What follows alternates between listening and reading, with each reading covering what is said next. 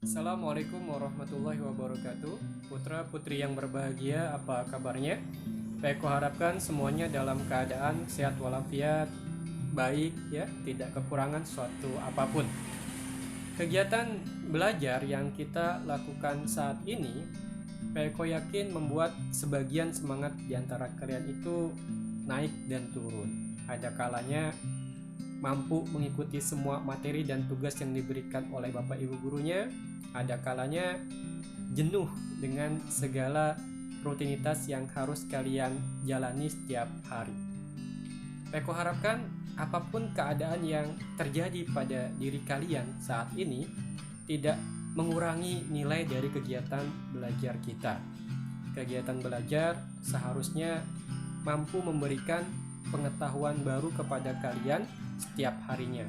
Karena itu, siapkan diri kalian dengan baik, karena pengetahuan yang kalian dapatkan di kemudian hari akan bermanfaat untuk memperluas wawasan kalian, untuk memperkaya pola pikir kalian, dan sebagainya.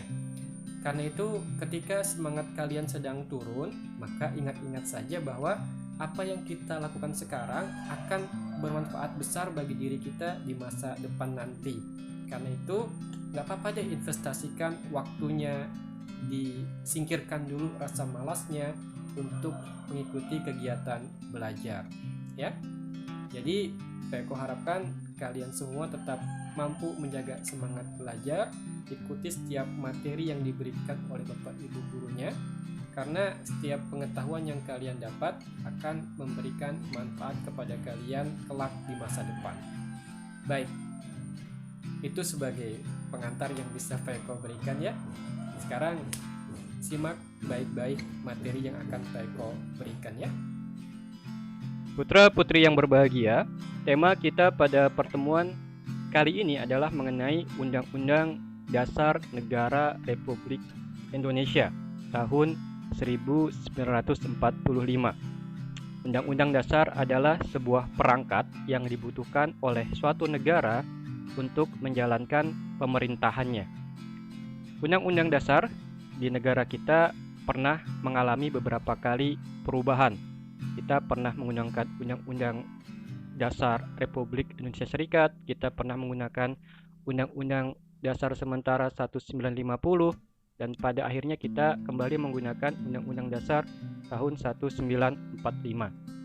Nah, yang luar biasa dari Undang-Undang Dasar negara kita adalah termuatnya bagian pembukaan Undang-Undang Dasar sebagai bagian tak terpisahkan dari Undang-Undang Dasar negara kita.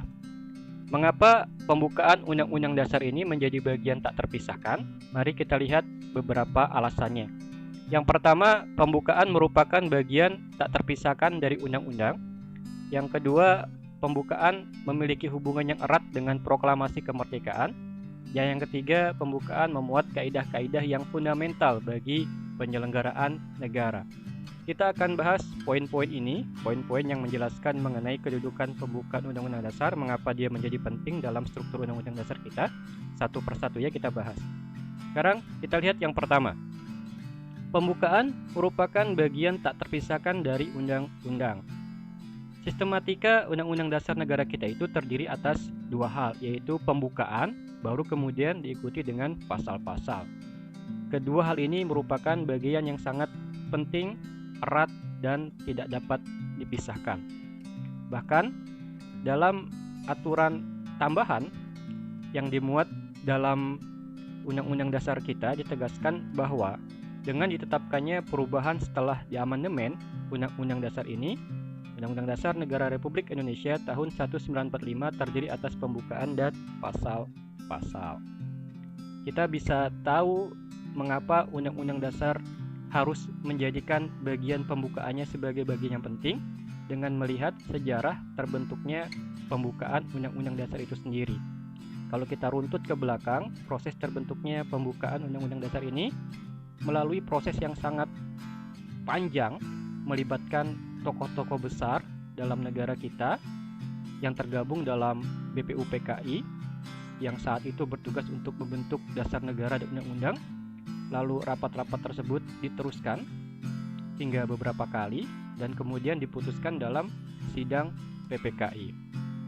Di dalam Undang-Undang Dasar termuat kesepakatan-kesepakatan mengenai penyelenggaraan negara. Itulah yang membuat mengapa Undang-Undang Dasar harus menempatkan bagian pembukaannya sebagai bagian tak terpisahkan dari struktur Undang-Undang Dasar negara kita.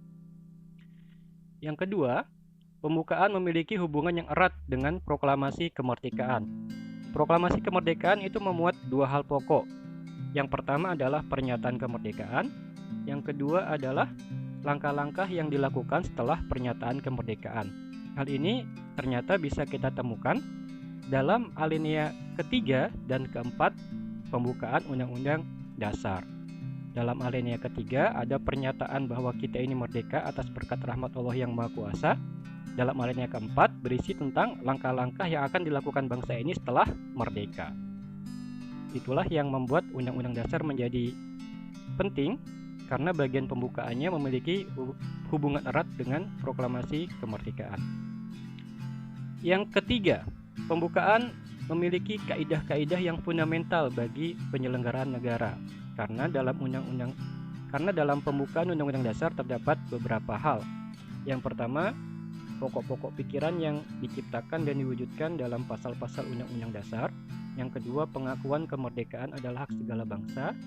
Yang ketiga, cita-cita nasional. Yang keempat, pernyataan kemerdekaan. Yang kelima, tujuan negara. Yang keenam, kedaulatan rakyat. Dan yang ketujuh, dasar negara, yaitu Pancasila. Sekarang kita akan membahas mengenai makna alinea pembukaan Undang-Undang Dasar Negara Republik Indonesia tahun 1945.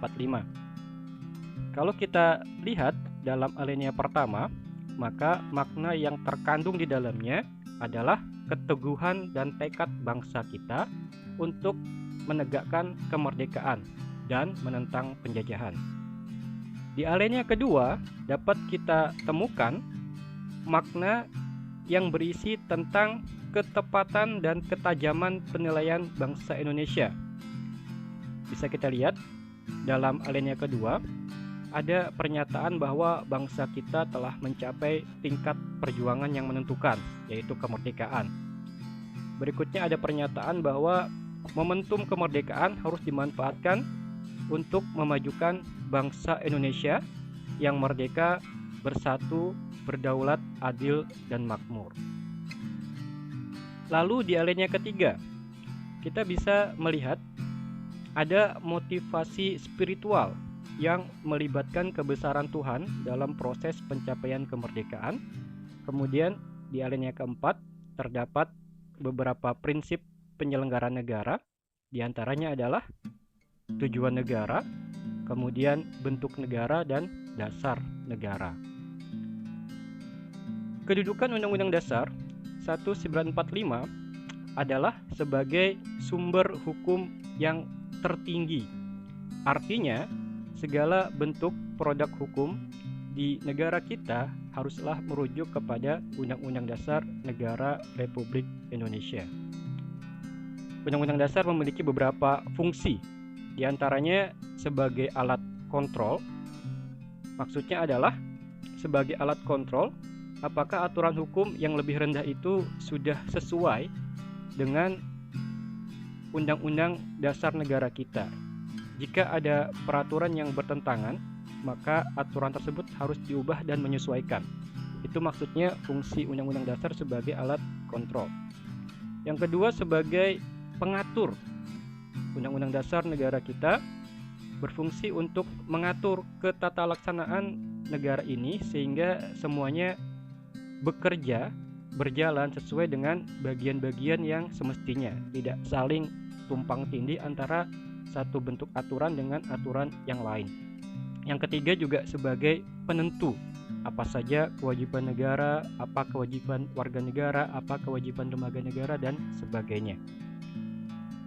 Sifat Undang-Undang Dasar. Yang pertama, tertulis.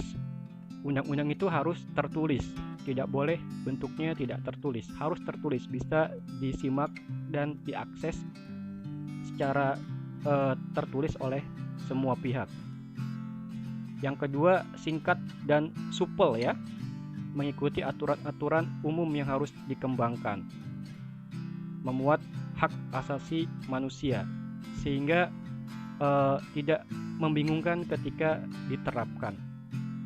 Yang ketiga, memuat norma-norma, aturan-aturan dan ketentuan yang harus dilaksanakan secara konstitusional.